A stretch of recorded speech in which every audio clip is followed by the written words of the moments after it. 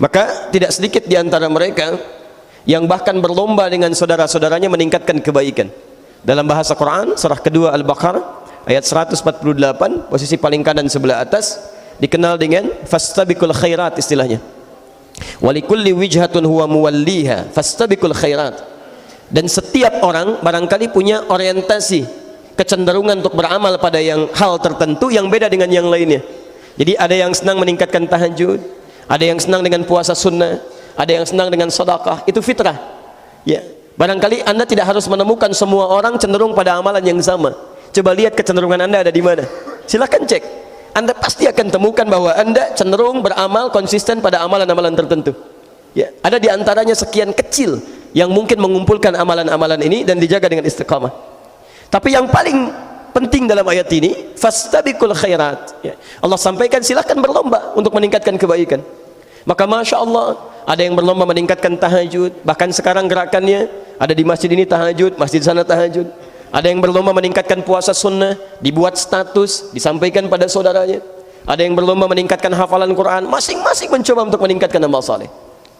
Tapi dalam proses berjalannya meningkatkan amal saleh ini, kadang-kadang, maaf, sebagian dari kita lupa untuk mengkaji satu persoalan yang tidak disadari, bahkan seketika bisa menggugurkan amal-amal soleh yang telah lelah ditenun ini. Saya ulang, sebagian dari kita lupa ada persoalan-persoalan serius yang bahkan jarang disadari.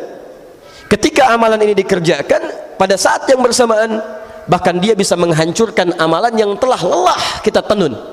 Ada orang tahajud, mulai merencanakan bangun malam, tahajud sekian rakaat, bergelut dengan rasa lelah, tiba-tiba dalam pandangan Allah nggak ada nilainya. Masya Allah. Yang paling fatal, ada orang-orang yang coba meningkatkan amal saleh. Dia puasa, dia kemudian sholat, dia kemudian juga bayar zakat, dia membaca Al-Quran, tapi Masya Allah, dia melakukan perbuatan yang bukan hanya menggugurkan amalannya, bahkan menghadirkan ancaman Allah yang menghadirkan siksa kuburnya, menghabiskan amalannya, plus dijamin masuk neraka tanpa pernah keluar darinya. Nanti kita akan turunkan ya. Saya beri contoh misalnya Quran surah ketiga Ali Imran ayat 22, posisi paling kiri sebelah bawah. Ulaika alladzina habitat a'maluhum ya, fid dunya wal akhirah. Ada orang-orang yang hancur, habitat a'maluhum ya. Habita itu kalau antum misalnya beli kayu bakar ya, hatab, kayu bakar, hatab, bismillah.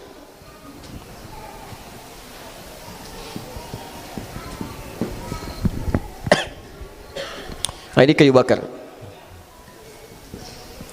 Maaf, kalau kayu bakar itu mudah tersulut tidak? Mudah, makanya disebut kayu bakar ya. Baik, kalau tidak mudah tersulut mungkin kayu apa gitu kan, istilahnya bukan kayu bakar ya, kayu kuat gitu kan. Baik, kayu bakar mudah tersulut. Tersulut apa? Jelas api, karena dibakar ya. Pakai apa lagi kalau bukan pakai api gitu kan. Baik, mudah tersulut api. Baik, saya mau tanya, makhluk apa yang diciptakan dari api? Tahu dari mana? Kalau belum tahu cukup katakan. Baik, makhluk apa yang diciptakan dari api? Tidak ada makhluk, Allah alam ya. Yang ada hanya pilihan malaikat, apakah jin ataukah manusia. Dalilnya Quran surah ke-15 ayat 27, posisi paling kanan sebelah bawah di mushaf standar. Wal jannu khalaqnahu min qablu min naris samum. Jin kami ciptakan, hati-hati, sebelum manusia diciptakan dari bahan api yang menyambar-nyambar. Baik, bukan cuma api biasa, nyambar-nyambar. Jadi kalau Anda mendekat kepada bagian dari itu, apinya seakan mendekati Anda. Pernah Anda datang kepada satu tempat misalnya untuk satu keadaan yang ada api yang sedang dibakar, apinya kadang nyambar-nyambar begini? Pernah merasakan itu? Tayyib. Jin. Yang jadi persoalan di antara jin yang diciptakan oleh Allah Subhanahu wa taala, ada kemudian yang mulai membangkang, keluar dari ketaatan kepada Allah Subhanahu wa taala. Quran surah ke 18 ayat 50, posisi paling kanan di pertengahan. Wa idh qulna lil malaikati isjudu li adama fasajadu illa iblis. Ketika kami firmankan kepada para malaikat dan jin yang hadir pada saat itu untuk hormat kepada Adam, semuanya sujud hormat kecuali iblis. Taib. Siapa iblis ini? Kana minal jinni fa fasaqa an amri rabbi. Dia termasuk dari kalangan jin. Taib, yang berbuat menyimpang kepada Allah Subhanahu wa taala. Jin yang menyimpang. Ternyata bukan hanya menyimpang, dia juga meminta kesempatan kepada Allah Subhanahu wa taala agar membuktikan kehebatannya, kesombongannya, ya, untuk menampakkan kepada seluruh anak cucu Adam bahwa dia lebih hebat dibandingkan dengan Adam. Apa yang dia lakukan? Dia memohon kepada Allah Subhanahu wa taala untuk membuktikan kesombongannya dengan cara menggoda anak cucu Adam. Bahkan menggoda Adam terlebih dahulu, ya. Godaannya kepada Adam ada di Quran surah kedua pertama kali ayat 36 sampai turun ke muka bumi, dan permohonannya kepada Allah meminta menggoda anak cucu Adam di antaranya di Quran surah yang ke-4 An-Nisa ayat 119, posisi paling kanan sebelah bawah. Tayyib. Ketika dia mulai menggoda anak cucu Adam, termasuk menggoda Adam, namanya dirubah dari iblis menjadi setan.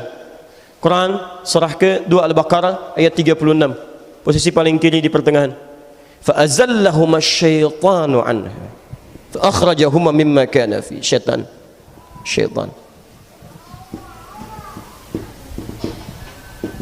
bentuknya disebutkan 70 kali dalam Al-Quran, bentuk jamaknya 18 kali dalam Al-Quran. Syayatin jumlahnya 88 kali disebutkan di Quran.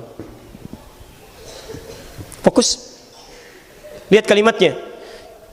Allah menyampaikan di Quran surah ketiga Ali Imran ayat ke-22, posisi paling kiri sebelah bawah, ada orang-orang dan bentuknya jamak, ulaika, mereka. Kalau mereka satu atau dua? Banyak. Artinya tidak sedikit di antara manusia, dan bukan manusia biasa. Ya, karena kalau habis amalnya itu menunjukkan dia pernah beramal sebelumnya. Ya, kalau tidak pernah beramal nggak akan disebutkan oleh Quran, langsung seketika habis saja. Artinya kalangan yang disebut dengan ulaika ini adalah bukan manusia biasa, tapi orang yang telah menyatakan beriman kepada Allah Subhanahu wa taala.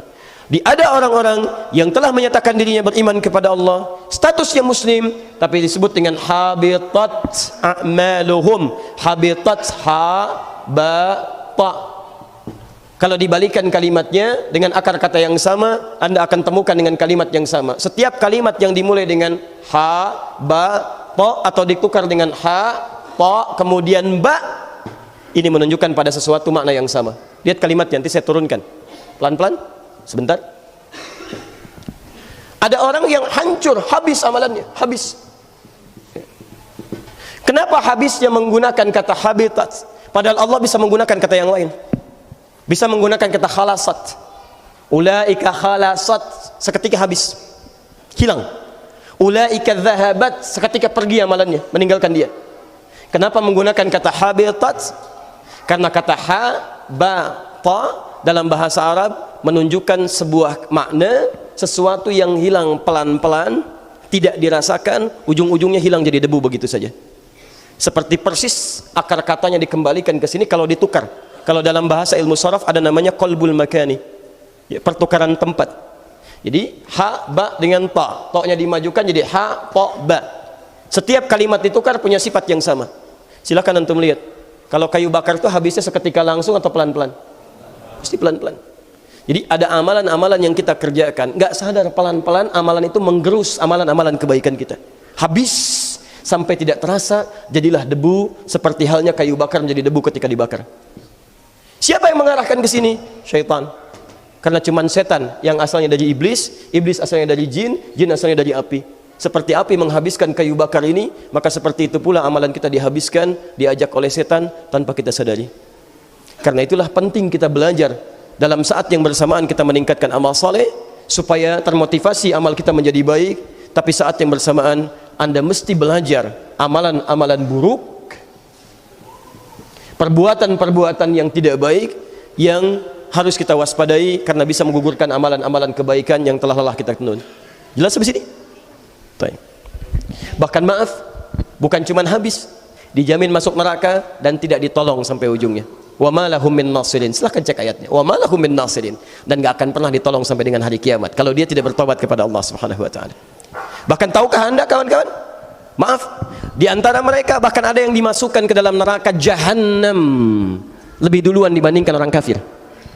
Masya Allah, lebih duluan dibanding orang kafir. Ya, dan namanya pun khusus oleh Allah. Ya, diberikan nama bahkan sebelum dia meninggal. Kalau dia tidak mau bertobat, ya, disebut dengan kalimat munafik. Munafik. Tayyib. Jamaknya munafikun atau munafiqin. Quran surah keempat An-Nisa ayat 140. Posisi paling kiri sebelah bawah. Wa qad nazzala 'alaikum fil kitabi. Telah tetap ketentuan di dalam Al-Qur'an. An idza sami'tum ayatillahi yukfaru biha. Kalau Anda mendengar ada orang bicara tentang ayat-ayat Allah tapi mengingkarinya. Wa yustahza'u biha, atau minimal mengolok-olok.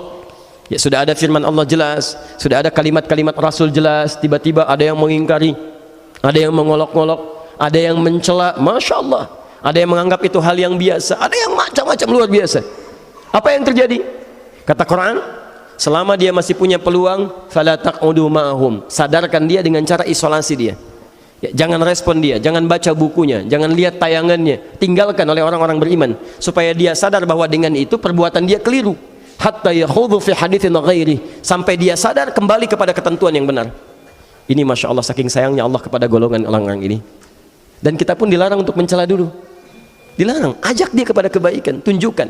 Caranya apa? Karena ada golongan-golongan yang sudah nggak bisa dinasehati, Pak. Susah. Ada orang-orang tertentu yang saat antum nasihati malah balik marah-marah. Ya, karena banyak yang tertutup dalam dirinya. Ya, maaf, Quran surah kedua Al-Baqarah ayat 6 sampai 7. Posisi paling kanan sebelah atas. Innal ladzina kafaru sawa'un 'alaihim a anzartahum am lam tunzirhum la. Masya Allah. Kafar itu bukan, diantara maknanya bukan hanya orang kafir, ya, yang non muslim, bukan, tapi juga menunjuk kepada orang-orang yang mengaku muslim tapi perbuatannya banyak menyimpang seperti orang kafir.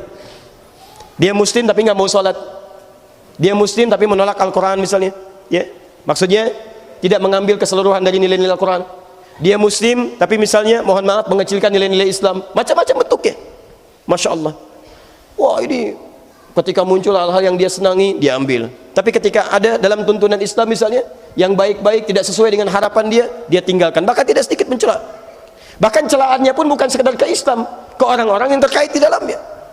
Oh, apa itu hubungan Islam dengan Arab? Sudah, tinggalkan Arabnya, ambil Islamnya. Oh, Arab begini. Begitu datang raja Arabnya, tiba-tiba ceklik, Masya Allah, kemarin kemana gitu kan? Tapi macam-macam. Oh, jangan bayangkan yang lain ya, saya cuma kasih contoh aja ya, kasih contoh. Kadang-kadang suka tidak konsisten itu ya dengan apa yang kita sampaikan. Baik, ini teman-teman sekalian, kenapa? Karena khatamallahu ala qulubihim wa ala sam'ihim wa ala absarihim ghishawah. Jadi ada orang yang telinganya karena kebanyakan berbuat yang salah, sering dengar yang keliru, jadi mendengar yang baik sudah nggak peka lagi. Ya, Quran surah ke-6 ayat 25, wa fi adhanihim waqra, di telinganya ada sumbatan. Jadi kalau telinga antum sering dipakai mendengar yang tidak baik, nanti kepada yang baik gak bisa dengar lagi, susah. Ya. Sama, hati-hati. Wa ala absarihim ghishawah, pandangannya ada terhalang karena sering melihat maksiat, makanya melihat yang baik-baik gak bisa. Ya. Lihat tayangan yang tidak baik, gambar-gambar yang kotor, acara-acara yang tidak baik menurut Allah. Jadi begitu lihat orang ke masjid, gak ada getaran lagi. Lihat majlis taklim, sewot, gitu kan, dan sebagainya, macam-macam. Bahkan hatinya kemudian pun susah. Kalau hatinya sudah susah, dinasehatan pun sulit. Ya. Kamu kenapa sih begitu? Emang kenapa? Ya, kenapa sulit menerima Islam? Kata siapa? Saya sholat kok. Emang cuma kamu aja yang bisa gitu? Kamu kok gitu amat? Si amat aja nggak gitu? Itu kan si amat, bukan saya. Masya Allah. Ini banyak gitu kan. Ketika disampaikan kalimat, nolak. Sampaikan ini, marah. Ya, susah. Nah, yang seperti ini, Anda nggak usah ingatkan lagi, capek. Seringkali saya dengar ada orang berdebat begini, berdebat begitu. Yang punya masalah orang lain, yang ribut satu keluarga.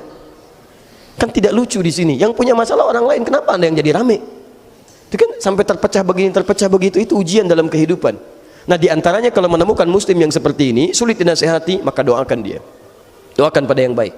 Tapi kalau dia tidak mau berubah bahkan dengan doa, perhatikan kalimatnya. Maaf ya.